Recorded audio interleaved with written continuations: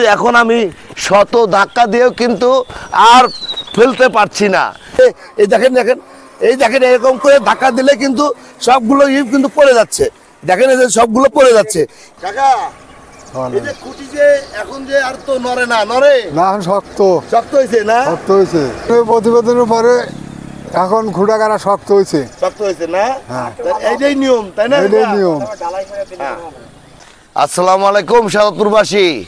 অবশেষে সেই সাদাতপুর থেকে এনায়তপুরগামী যে রাস্তার বেতকান্দি নামক যে জায়গার ভিডিওটি আমি প্রচার করেছিলাম, যে এই পিলারগুলো কিন্তু ধাক্কা দিলে পড়ে যেত, কিন্তু এখন আমি শত ধাক্কা দিয়েও কিন্তু আর ফেলতে পারছি না।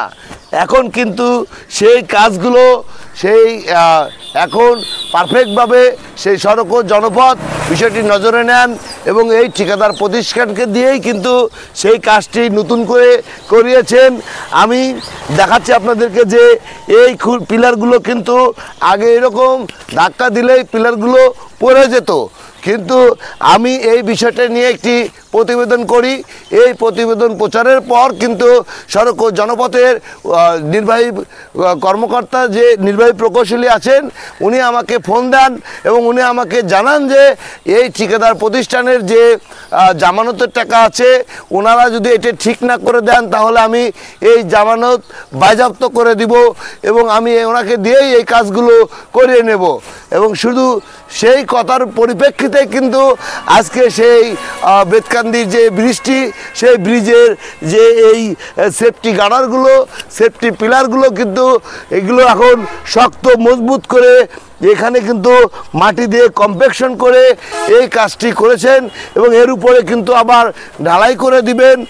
এখন কিন্তু যদি কোনো গাড়ি দুর্ঘটনা পড়ে, কোনো গাড়ি যদি ব্রেক ফেল করে এই ব্রিজে উঠতে, তাহলে অন্তত পক্ষে হলেও এই খুঁটিগুলো একটু হলেও কাজে আসবে। আর আগে ছিল যে অবস্থায়, আমি সেই চিত্র আপনাদেরকে দেখাচ্ছি। দেখেন আগে কিন্তু আমি এরকম করে ধাক্কা দিলেই কিন্তু এই খুঁটিগুলো পড়ে যেত এবং এই খুঁটিগুলো কিন্তু এখানে যেভাবে পুঁতেছিল এভাবে কিন্তু আমি যদি না বলতাম, এভাবেই কিন্তু সড়ক ও জনপথের যে ঠিকাদার প্রতিষ্ঠানগুলো আছে তারা এভাবেই অগোছালো অনিয়মের মধ্যেই কিন্তু তারা কাজগুলো সম্পাদন করে যান এবং এই সম্পাদন করার কারণে কিন্তু আমাদের যে প্রকৃত উন্নয়ন, সেই উন্নয়ন থেকে আমরা বঞ্চিত হয়ে যাচ্ছি। আর আমার এই প্রতিবেদন প্রচারের পর আজকে আমি আপনাদেরকে দেখাচ্ছি, দেখেন যে এখন কিন্তু তারা এই পাশে শোল্ডার করে এবং এই খুঁটিগুলো কিন্তু তারা অনেক শক্ত করে মজবুত করে তারা কিন্তু এখন পুঁতেছেন এবং এখানে কিন্তু তারা মাটি দিয়ে ফিল আপ করে দিবেন এবং এর উপরে কিন্তু আবার নতুন করে ঢালাই করে এই কাজটি সম্পাদন করবেন। এই হচ্ছে আমাদের উন্নয়ন। আমাদের যে উন্নয়নগুলো আছে সেই উন্নয়নগুলো যদি সঠিকভাবে সঠিক চিন্তা করে সঠিক নিয়ম অনুযায়ী করা হয় তাহলে কিন্তু আমরা যারা সাধারণ মানুষ আছি আমরা কিন্তু প্রকৃত উন্নয়নের সুবিধাগুলো ভোগ করতে পারি। কিন্তু সড়ক ও জনপথের যে সমস্ত অসাধু ঠিকাদার প্রতিষ্ঠানগুলো আছে তারা কিন্তু এভাবেই যে কাজটি তারা করেছিলেন সেই কাজটি কিন্তু সম্পূর্ণ একটি অবৈধ কাজ করেছিলেন। সম্পূর্ণ কিন্তু এই আমাদের এই কাজ যে কাজটি করে গেছিলেন সেই কাজটিতে কিন্তু আমাদের কোনো উপকারে আসতো না।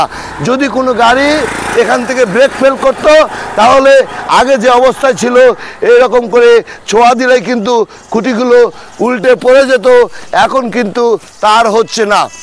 এই হলো আমাদের প্রকৃত অবস্থা। আমরা যদি সঠিকভাবে সঠিক নিয়মে এই যে সমস্ত সরকারি প্রকল্পগুলো হয় সেই প্রকল্পগুলো সঠিকভাবে যদি বাস্তবায়ন করি তাহলে কিন্তু আমরা প্রকৃত সুযোগ সুবিধা কিন্তু আমরা ভোগ করতে পারি। আমি চাই সড়ক ও জনপথের যে সমস্ত কাজগুলো হবে সে সমস্ত কাজগুলো যেন সঠিক নিয়ম মেনে তারা যেন করেন। ধন্যবাদ জানাচ্ছি সাদাতপুরবাসীকে। আসসালামু আলাইকুম। আমি আবার আসবো সাদাতপুরে কোনো জনদুর্ভোগ নিয়ে আপনাদের মাঝে আপনাদের প্রচারণা এর সুফল বয়ে নিয়ে আসবে।